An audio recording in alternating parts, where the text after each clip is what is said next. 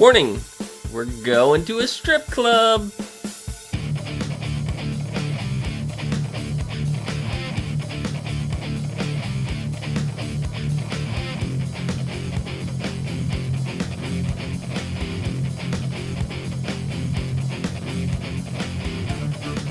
Hello everyone, welcome to the ASOTV podcast for The Flash Season 4, Episode 5, Girls Night Out. Every time we do this, I have no idea what season it is. I'm your host, Clio, and with me I have Dom and Nikki. How's it going? Hello. The title is Girls Night Out, but the guys go out too. Mm-hmm. So, I mean, I guess what the ladies do is a little more important. Yeah. But yeah, it's still, it's by far more. I wouldn't even say little more. It is 100%. It was actually important. The dudes just get thrown in jail because they're idiots. Yeah. Well, one of them is an idiot, and the rest just followed. Mm-hmm.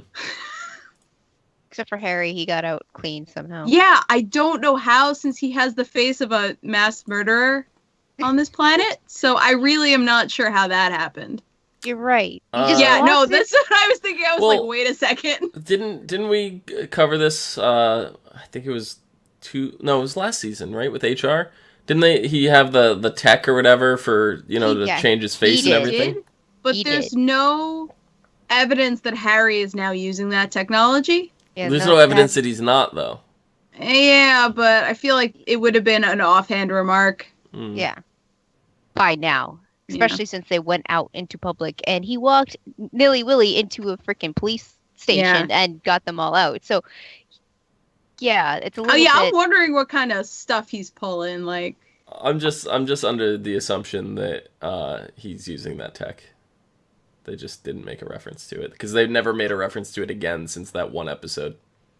Because we just assumed that HR was using it all the time. Right, so I'm just assuming that it got passed they made explicit reference to it when he used it to look like Iris, but other than that, you're right.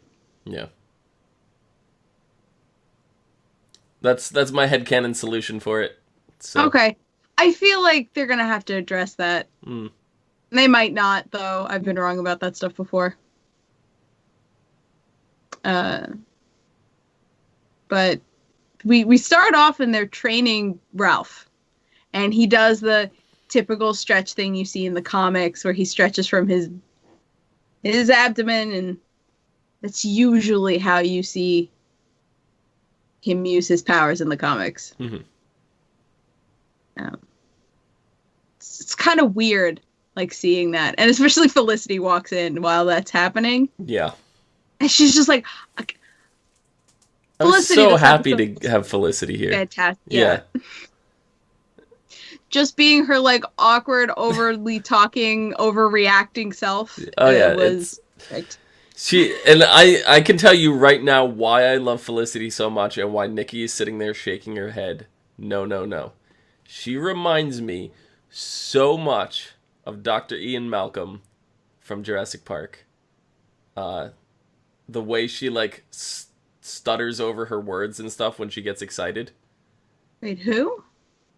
Jurassic Park. Jeff Goldblum. Jeff Goldblum. Oh, okay. Yeah. She reminds you of Jeff Goldblum? The way, you know how, like, when Jeff Goldblum as that character, and he does it sometimes in some of his other characters too, but when he gets excited, he, like, mumbles and stutters over his own words and repeats the same word a couple times. Well, I mean, Felicity gets that way. Hold on. Jeff Goldblum doesn't actually... act. He's just Jeff Goldblum with different names attached to him. That's true. No, but I'm not saying that's a bad technique. That's a great technique. That works. That's clearly. What she reminds me of when it's like when he gets excited and he has to repeat the same, like, can't not touch, not like he says it like 3 times when he's in the Lost World. And like Felicity has that kind of connotation about her in certain things. She reminds me a lot of that, and I know that Nikki hates Jeff Goldblum. So that's probably why she hates Felicity. I'm sorry, now all I can think of is Thor Ragnarok, because... I haven't seen it yet! Jeff Goldblum was amazing in it. Of course. He's amazing. The movie's so good, by the way. Mm. We'll be covering that during our winter break, guys, don't worry. As soon as possible, yeah. I still have to see it 3 more times and then a 4th time to take notes, so... Yep. Yeah, so after training, everybody sort of starts to go to their respective parties. Mhm. And they kind of strong arm Caitlin into coming with them because she kind of deflects a little. And she was looking at a plane ticket on her computer. Not one she purchased. Huh? Not one she purchased. No. But at first I was like, maybe Caitlin's running away because of the crazy boss bitch. But then I thought maybe it's a secret bachelorette plane flight to Las Vegas. I was thinking like absolute crazy things. But actually the intentions for both of these parties were fairly mellow, which, would fit like what Iris and Barry would want, but of course that can't happen. No. Just can't. I just love when Felicity came in the first place, and she's just like, the divorce rate of all. I'm like, oh my god, don't Barry, what? Like, you don't tell Barry that. No, the best part about that is Barry was looking at Felicity, and then there's Harry in the background going. My favorite part. Oh, I love Felicity so much. Because I feel like that's happened recently in Arrow, where Felicity has said something to a person, and then the person behind the person she's talking to is just like, yeah. I feel like that's happened recently. Yeah. I just can't remember when.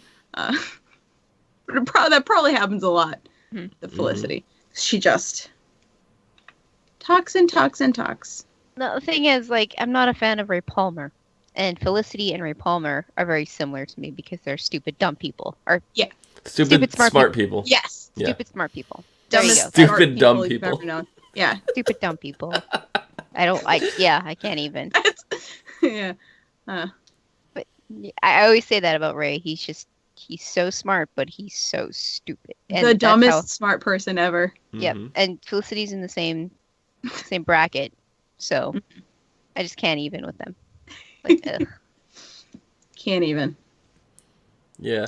I mean, I was hoping to get to see more of the girls' bachelorette party because... Yeah, that got interrupted really quickly. Dinner is just kind of lame.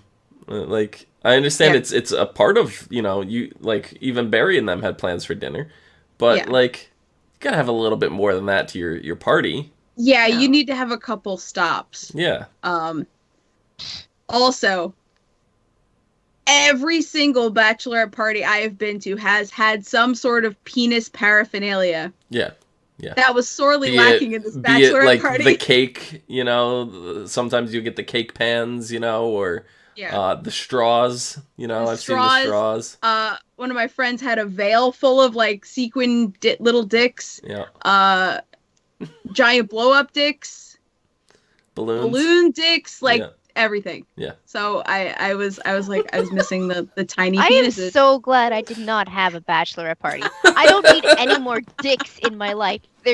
I'm surrounded by them. They walk on two legs and they think with no brains. Yeah, but these are little like cartoon penises. Like, they're not as annoying as the other kinds of dicks. No, they're still ugly.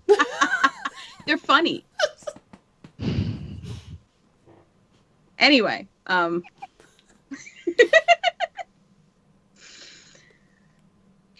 meanwhile, the boys are back at the house drinking cognac. Are they drinking cognac? There's something fancy. Mm-hmm. Yeah. Cisco was very particular about it too. Oh, he had the whole night. You have to warm the glasses. He had the whole night laid out. Cisco, he spent some good time there, and I'm assuming that Cisco is going to be the best man, or is it Joe? Like I don't know. Like, seems like Cisco was doing all the planning, and usually the best man is the planner. Yeah. For the bachelorette, the bachelor party. So, but he already asked Cisco to be his best man. That's what I was asking. I couldn't remember. Oh yeah. He asked. I'm sorry, I didn't realize that was the question. I think episode or two ago he asked Cisco to be his best man. Yeah. Okay. What confused me was that we went through the bachelorette party, and afterwards, Iris asked Caitlin to be the maid of honor. Mm-hmm. It was like, who planned this party? Iris? Seems like Iris did. I'm sorry. Does that really surprise you, though? You can't. Oh, no, you're right. It doesn't surprise me at all. No, now that I think about it, you're right. Can't plan your own damn bachelorette party, woman. Iris can, apparently. She breaks the rules. Yeah. I mean, she should be dead, technically. But I wish she was. Yeah. no. No, Yep. Come on, I can't be the only person to like Iris. The character, not the actress. I'm just clarifying. I don't mind the actress. I hate Iris, the character. I can't be the only person to like Iris. I think so. Oh, fuck. well, hold alone. on. Out of Chat hates her. You guys out of the hate her. frames that are here, Barry likes her, so you're all set. Okay, it's me and Barry. Thanks, Barry. Yeah. Got my back. Yeah. You are marrying her after all. I mean, Barry is the Flash. Oh God, what an idiot! What? I'm the Flash. Oh my! I forgot. I blocked like that dumbass part out of my brain. Okay, so he gets drunk. We've seen this before. Cisco and Caitlin in season 1 worked on an alcohol that would work on Barry with his metabolism. Mm-hmm. And it worked for about a couple seconds, and then it went away. And here comes Cisco with the Bachelor elixir. It's Something like a like that, hyper serum. Yeah. It was a lot bigger all of vial than the one from season 1. Mm-hmm. And it was supposed to get him pleasantly buzzed. Nope. It wrecked him. It wrecked him. Like, oh my lord. Stupid hangover, making friends with complete strangers in a strip club, plastered. I know someone who can do that without alcohol. Oh no! Wait! He turned into Pippin. Where Pippin goes to the bar and he's like, that's my cousin Frodo! And they're like, no!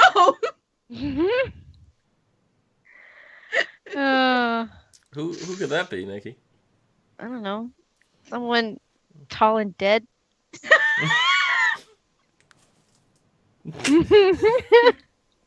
Tall and dead. Okay. I don't have a pulse. He made friends with Jeepers, the creeper from Jeepers Creeper, and he made the creeper chase me. So it was all his will. Went to our Halloween walkthrough this year. The creeper chased Nikki. It was fantastic. I have best friends with him. Mm-hmm. That is not surprising. Yeah. And I was really surprised because Ralph shows up at the bachelor party and he's like, no, this is lame. We're going somewhere else. And that's when you lets him hijack his party. I'm sorry. If you've planned, I have planned a bachelorette party. If you went through that much fucking trouble, you don't just let somebody fucking hijack your party. No, I would have vibed him to like Africa at that point. Like, get the hell out of here. Yeah. He would have stayed in Africa and stretched all the way back just to slap you. It's whatever, as long as he's gone long enough. See, I liked Cisco's plan. The whole movie, that was just so cute. And like, even Joe later on in the episode's like, oh, it hit me so hard in the heart. I was like, oh God. And then he realized he's scared about having a baby and all that. It's just like, that's a good night. Yeah. No, it sounded great. But I think it would have ended up chaos anyways if Barry drank the elixir. I was honestly hoping, and as much as I hate the cliche, because I think it was done on an episode of Legends last season, I would have liked like a Hangover style episode. Oh.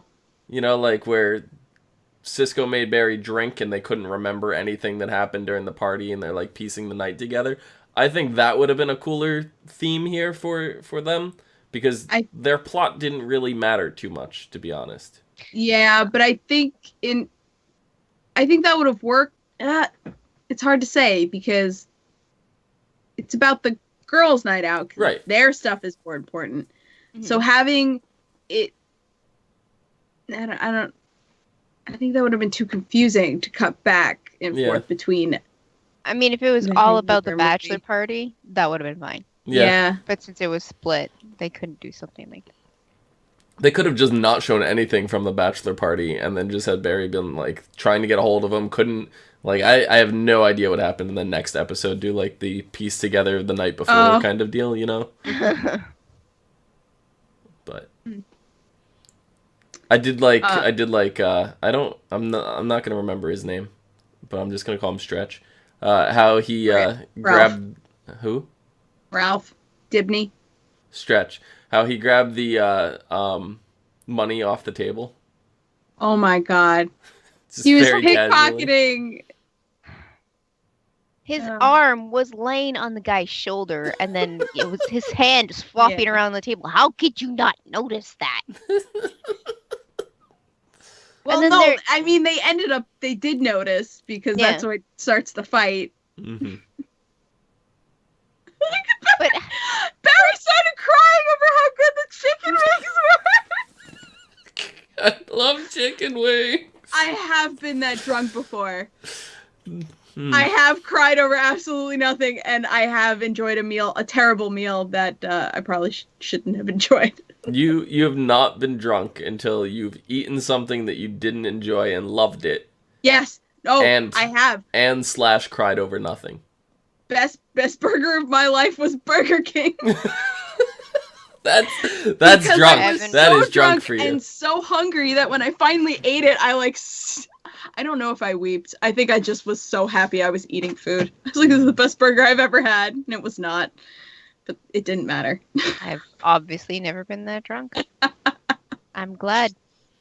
Yeah. It's been a long time. I'm not that young anymore. Anyway. Actually, I think along with that scene, my favorite scene was when Barry went, and then Sis goes, "Where did you go?" "I got peanuts from the bar." Peanuts from the bar, but you didn't move. Or did I? Oh. He is really good at acting drunk. Yeah. Like, a lot of times people, when they act drunk and aren't actually drunk, it's not very believable. Yeah. This was like the most believable drunk acting I've ever seen. For all we know, and I'm not saying he was smashed on set, but for all we know, he might have had a couple drinks to get into the role, but not to, like, completely lose all inhibitions, you know, like maybe a drink or two kind of deal. Just to loosen up. Method acting. Sure. Maybe. I mean, he's in Canada, so they're filming in Canada. It's very possible. Yeah. So let's talk about the ladies' night, because that's the more interesting part. I don't know. You don't know? Well, I was definitely more interested. I mean, yeah. I mean, Caitlin just ripped her shirt off. She did. Yeah, she didn't care. I mean, all right. They really overreacted about that. Yeah. I mean, they're all chicks. Right. I know. It's like they've never been in a locker room before. Like, I don't know. That like was, I expected that over the top reaction from Felicity, because that's Felicity. Right. But even Iris was just like, whoa. It's like, it's just a pair of boobs. It's fine, guys. Don't worry about it. To be fair, if a guy was doing that with his pants, I'd have that reaction. But, you know. Nobody needs to see that.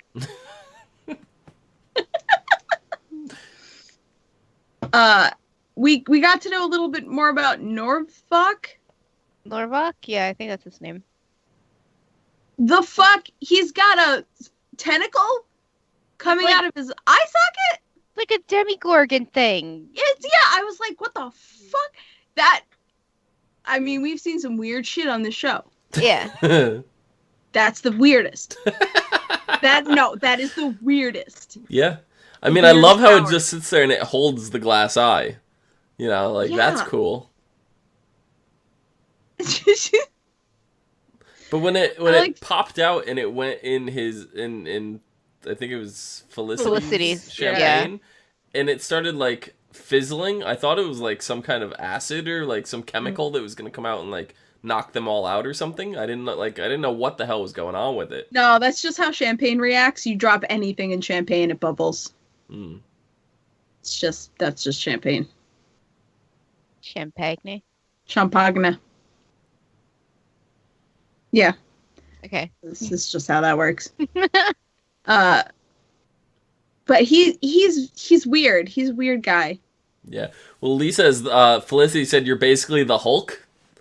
Yeah. To Killer Frost. Like I was like the Incredible Hulk. Yeah. That is not the first Marvel reference to Marvel we've had in the show, but that is the first named reference to Marvel we've had in any of these shows. Yeah. I was shocked at that too. I was expecting her to say Jekyll and Hyde. So they just went straight for the Hulk.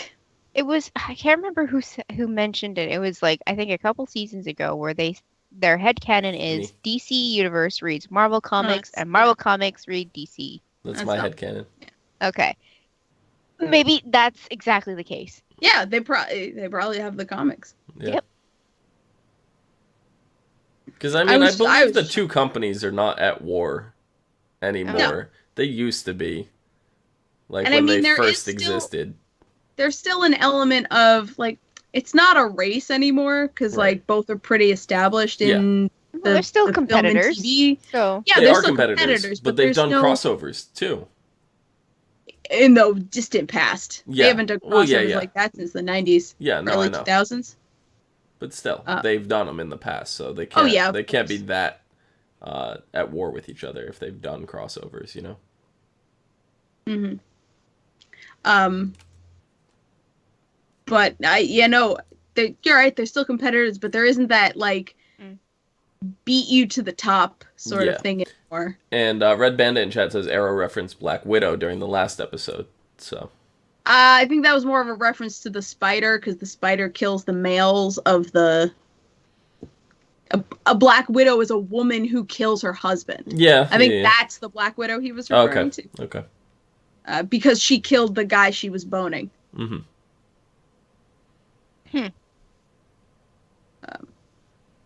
But yeah, could have been. I just that whole like discovery that Caitlin is Killer Frost and everything is just like, oh god, the team, they know she's lying now. It's like, here we go again. But it's out in the open. It only took us 5 episodes. That's true. Mm-hmm. That's true. Not so bad. Could be worse. Has been worse. At least I mean, we know she mentioned Savitar. She was like crazy when she was a Savitar. Now she's more stable, if you can actually call her stable. But yeah, she actually has feelings. She is. And the way that Iris described it to Caitlin is like, look, Caitlin is just as scared of being Killer Frost as you are of being Caitlin. And I think that realization there, for Killer Frost anyway, is what's going to allow them to coexist. Yeah, because it seemed like they were switching back and forth pretty seamlessly near the end of this episode, at least. Yeah. There definitely has to be an acceptance that they both have to live in the same body, and they both have to accept that, and they can't be afraid of each other. And if they work together, then they both get an equal time to live. Yeah. Just give each other 12 hours a day. When they sleep, I'm pretty sure their body still needs sleep. I don't know about that.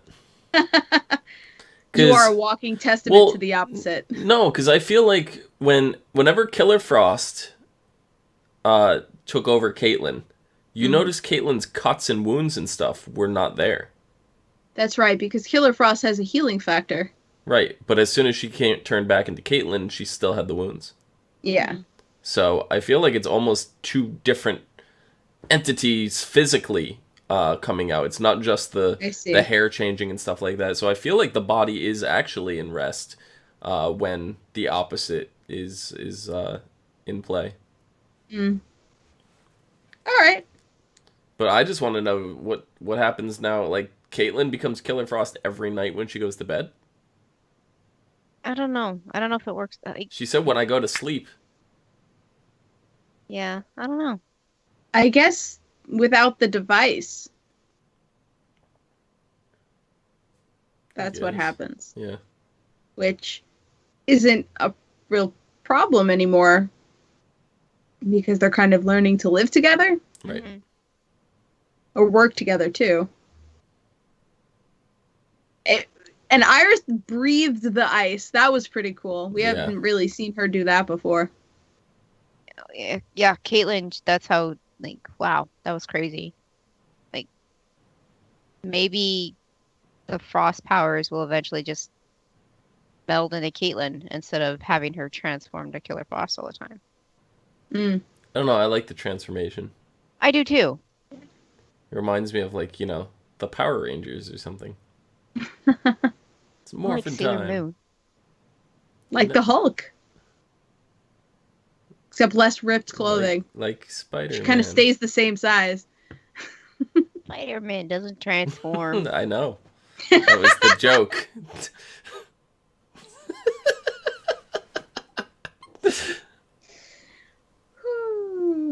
Let's talk about Amunet. She was really weird, and I kind of dug it. She's not as powerful as Caitlyn was saying. No, she's not. Because she's like a one-trick Magneto without, like...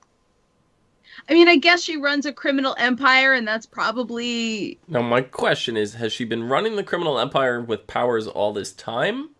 Yes. Or did she get her powers with the bus accident? No, she's been a meta for a very long time. The whole time. Yeah. Okay. Just nobody's known, because she's been underground. Mm-hmm. Well, I mean, they knew about her. They just couldn't catch her. Right. I just didn't know if she was a crime lord without powers that just got powers, or, No, the one that just got powers was the S.T.A.R guy, the one with the drug. The man, or whatever they called him. The Weeping Man. Remember, I really don't remember what they called him. The Weeping Man. Oh, is that what? Okay. Yeah. Well, him.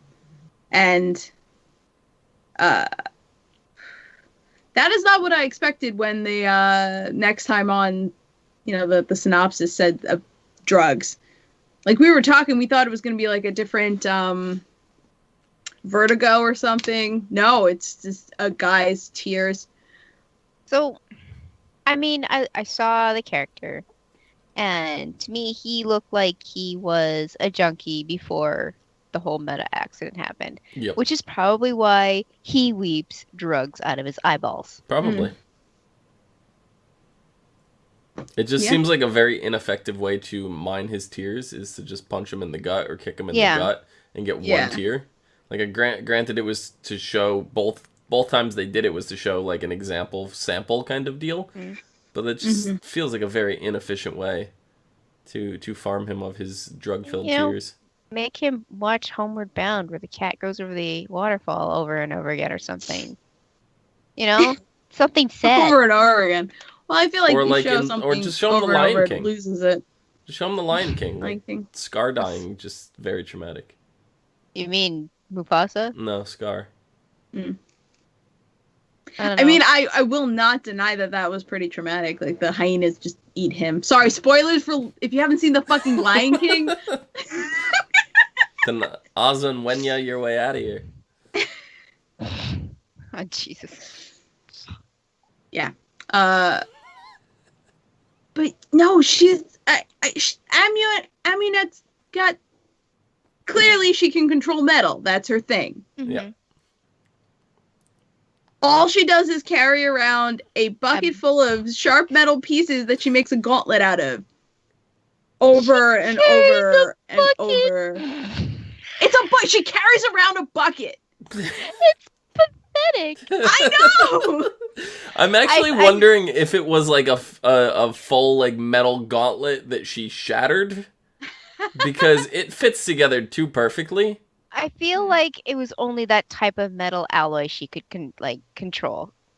I feel like that's the whole point. That's why she only carried three that types of metals.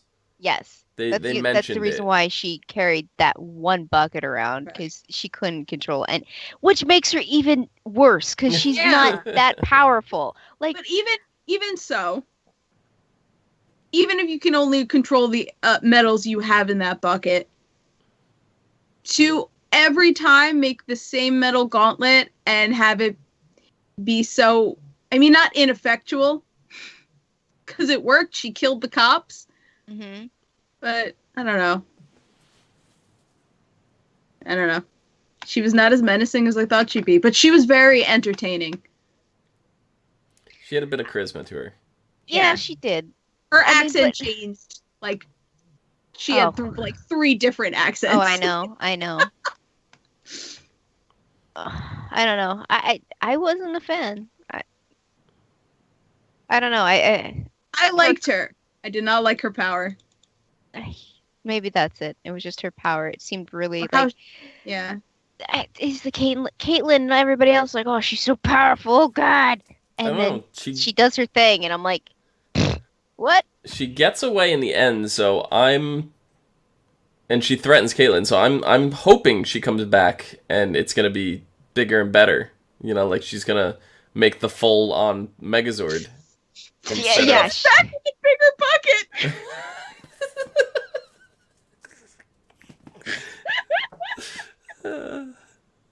Because right now she's just like a glorified Doomfist from Overwatch. Or Dr. Claw from Inspector Gadget, one of the two, or like a mesh of both.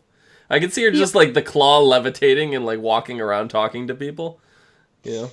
The only thing different she did from the gauntlet was she made the shield, and she only did that once. Yeah. And it was pretty cool. But it's like I wanted more. I know we're gonna get more because she's not dead and she got away and yada yada.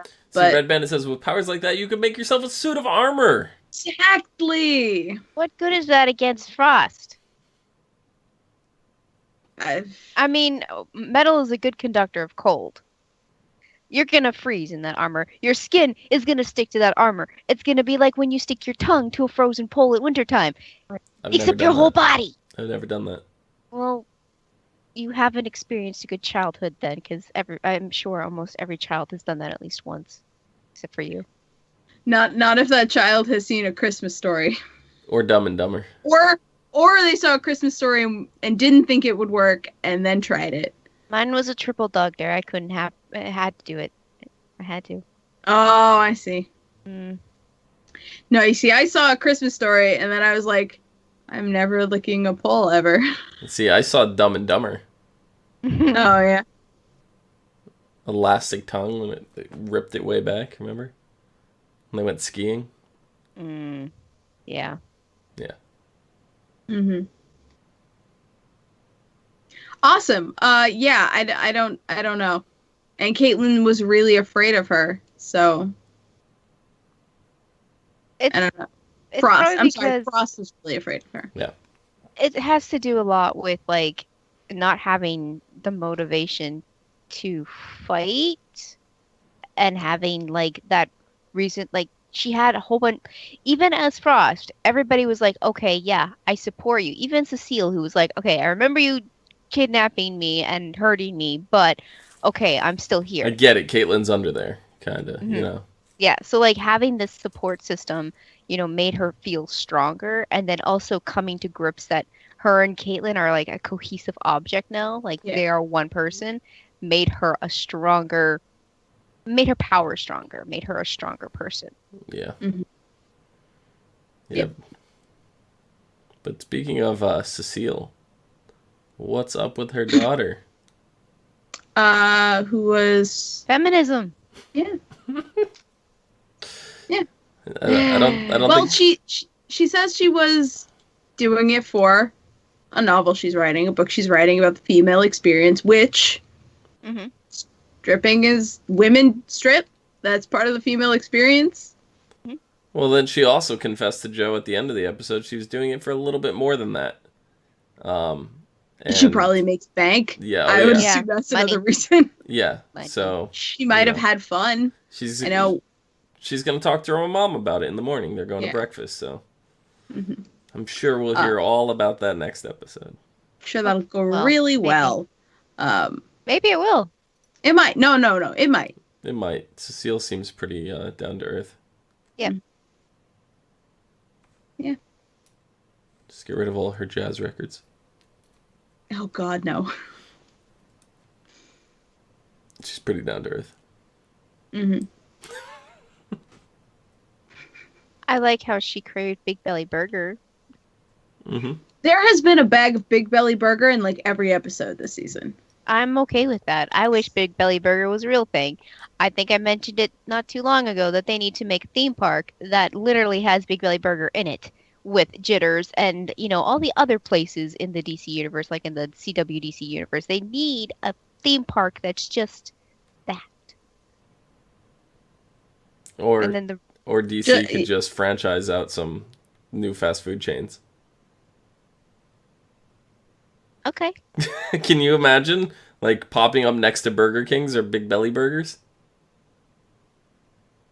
I feel like Burger Kings would go out of business. I mean, they already are. Well, I mean, drunk Cleos support them, so. I'm sure if there was the choice of a very specific Big Belly Drunk Cleo. Yeah, they have a very specific market, drunk Cleos. So it's keeping them in business. I haven't gone to Burger King in fucking forever, drunk or not. Yeah. Red Bandit says there's a commercial for Big Belly Burger now. What do you mean? Like on TV or on Flash TV? On YouTube? Like as a joke? I don't know. Shall I talk about next episode? Sure. Yeah. Next episode is called When Harry Met Harry, ... Mm-hmm. 1 Harry, 2 Harrys, 3 Harrys, 4. When collectors of Native American artifacts are attacked by a meta named Mina Chaitan, who can bring inanimate objects to life, Barry turns to a surprising ally for help. Determined to crack the identity of the Thinker, Harry enlists Cisco's help to summon the ultimate think tank. Oh no. The Council of Wells. What? I can't wait. Cowboy and Mime? No, Are we gonna get what? We might a get round a table of the brightest Harrison Wells from various Earths. Oh, that's gonna be great. I can't wait. Not ready for that. I am so excited. Like, oh my god, I saw the preview for next week too, and Cisco gives Stretch his costume. And it's just like a gray unitard. It's fantastic. A gray unitard, but it looks like one that would fit a doll. Yeah. That's the size of it. Apparently it stretches. It shrinks. Yeah. I love it. So. I'm so excited. So far Ralph's been a fucking tool shed. Mm-hmm. Except for when he like refused to blackmail the mayor. Like that was his heroic moment. He's got a long way to go though. Yeah. Because he's still stealing money from strippers. So I mean. Yeah, and don't forget the Thinker too. He took the Weeper. The Weeping Man. Yeah. Right. Yes, the Thinker shows up and says, "I didn't waste all my resources on you for nothing. You got to do your job." Yep. Whatever that is. Cry into the town's water supply. Yeah, I guess get people high. I made you to get people high, goddammit. I didn't understand his reaction to the girls letting him free. He's like, "Get away from me," and he ran away. It's like, dude, they just saved your fucking life. He Clearly was just a drug guy. He doesn't really have to thank them. No, he doesn't. I'm not saying he has to thank them. Yeah. I'm just saying, like, the way he reacted was like... For all we know, he might be permanently on a high because the drugs are in his system. Yeah. I guess. You might not actually know what the fuck is going on. No. I mean, we know the drug... climb a fence to get away from a floating person. Yeah. We know the drug makes the the user perpetually happy. He didn't seem very happy. I mean, yes, he was getting whooped to get this shit. He got a lot of whoopings because everybody in that club was drinking some of his tears. Yeah. So, and I mean, you saw all the scars on his back too when he was running away. Yeah, he's definitely traumatized. So. Okay, well, still. Yeah, no, that was weird to me too. I was like, oh, all right, I guess bye. Yep. Have a good life on the streets. Okay. Mm-hmm. Yeah. So that's it for this week. Dom, where can people find you? Find me down below at Phenomedom, PHENOMEDOM. Phenomedom. Nikki, where can they find you? On Twitter at LadyVenom24, LadyVenom24. You can find me at Clio Moto on Twitter and Twitch, and you can find all of us at ASOTV Podcast on Facebook, Twitter, Gmail, Google+, here on YouTube and Twitch. Our VODs are on YouTube. Our live streams are on Twitch. Follow us for some more podcasts from some stuff that we do occasionally, or every week, or all the time. Forever. Forever. Never ending.